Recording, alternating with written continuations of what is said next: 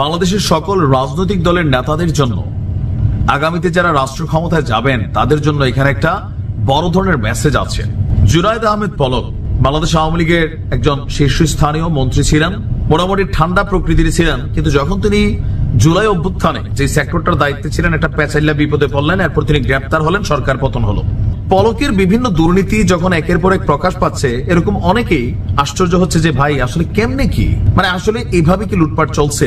তো লুটপাটের এই টাকা পয়সা যে যা কামাই সেগুলো কি হবে?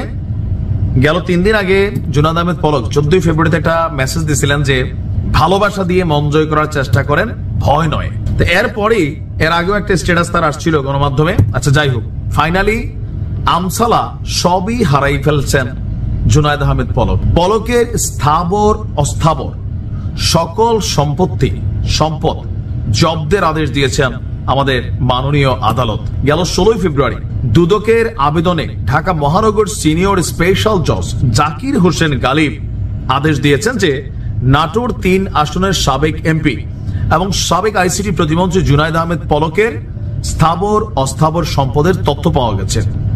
পলকের নামে সম্পদ অন্যত্র স্থানান্তর অথবা হস্তান্তর এবং মালিকানা পরিবর্তনের সম্ভাবনা রয়েছে। সুষ্ঠু তদন্তের স্বার্থে তার নামে অর্জিত সম্পদ অবরুদ্ধ করা আবশ্যক। জব্দাদেশ হওয়া পলকের কি কি সম্পত্তি? 15.15 একর সম্পদ, এর মধ্যে নাটোরের সিংড়া উপজেলায় মোট 14.985 একর জমি, 2টি বিল্ডিং, 4টি দোকান।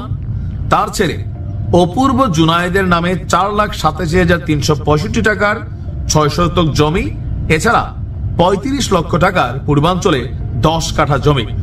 অস্থাবর সম্পদের মধ্যে রয়েছে 12টি ব্যাংক হিসাবের মধ্যে 2,31,73,617 টাকা। তার ছেলে অপূর্ব জুনায়েদের 2টি ব্যাংক হিসাব 55,37,117 টাকা এবং তার শাশুড়ি লাইলা জেসমিনের 4টি ব্যাংকে 1,83,203 টাকা রয়েছে। এই যে কষ্ট করে অবৈধ পন্থায় এই পয়সা উপার্জন করলো, এগুলা কি আসলে এনজয় করতে পারলো? আগামী দিনে যারা রাষ্ট্র ক্ষমতায় আসবেন একটু ভাইবা দেখবেন কিভাবে বাড়িঘর ভাঙা আগুন দেওয়া হয়েছে। দুর্নীতি করবেন, অন্যায় করবেন, অত্যাচার করবেন, লুটপাট করবেন।